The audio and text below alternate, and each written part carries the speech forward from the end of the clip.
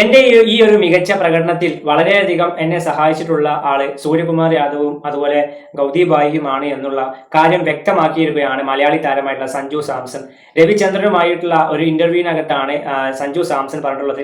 സഞ്ജു പറഞ്ഞിട്ടുള്ള കാര്യം ഇതാണ്: ഞാൻ ദിലീപ് ട്രോഫി കളിക്കുകയായിരുന്നു. ഞാൻ ദിലീപ് ട്രോഫി കളിച്ചുകൊണ്ടിരിക്കുന്ന സമയത്ത് സൂര്യ മറ്റൊരു ടീമിന് വേണ്ടി കളിക്കുന്നുണ്ട്. എന്നാൽ ഒരു മത്സര ശേഷം ദിലീപ് ട്രോഫി മത്സര ശേഷം സൂര്യ എന്റെ അടുത്തേക്ക് വന്നു, ചേട്ടാ 7 മത്സരങ്ങൾ എനിക്ക് തുടർച്ചയായിട്ടുള്ള അവസരം തരുന്നുണ്ട്, നീ അതിനുവേണ്ടി റെഡി ആയിട്ടിരുന്നു എന്ന് പറഞ്ഞു. എന്നാൽ പിന്നീട് ശ്രീലങ്കക്കെതിരെയുള്ള T20 പരമ്പര വരുന്നു. എന്നാൽ എനിക്ക് അവസരം കിട്ടുന്നു, ഞാൻ തുടർച്ചയായിട്ടുള്ള 2 മത്സരങ്ങൾ മുട്ടയിടുന്നു, അതായത് 0 പുറത്താകുന്നു എന്നാണ് സഞ്ജു അശ്വിനുമായുള്ള ഇന്റർവ്യൂവിൽ പറയുന്നത്.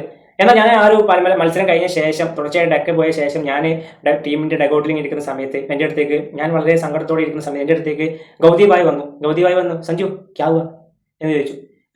ഞാൻ പറഞ്ഞു, ഗൗതിഭായ്, എനിക്ക് തുടർച്ചയായുള്ള അവസരം കിട്ടി, എനിക്ക് മികച്ചൊരു പ്രകടനം പുറത്തെടുക്കാൻ സാധിച്ചിട്ടില്ല, അതിൻ്റെ ഒരു നിരാശയുണ്ട്. അപ്പൊ ഗൗതിഭായ് എന്നോട് പറഞ്ഞത്, സഞ്ജു, നിനക്ക് ഞാൻ 21 മത്സരങ്ങൾ തുടർച്ചയായിട്ട് അവസരം തരും. 21 മത്സരത്തിലും നീ തുടർച്ചയായി ഡെക്കിൽ പോയാൽ മാത്രമാണ് എന്നെ ഞാൻ പുറത്താക്കുള്ളൂ. നീ പേടിക്കണം, നീ ധൈര്യമായിട്ട് കളിച്ചോ, നിനക്ക് ഞാൻ അവസരം തരും എന്നുള്ള കാര്യം ഗൗതിഭായ് അന്ന് എന്നോട് പറഞ്ഞു.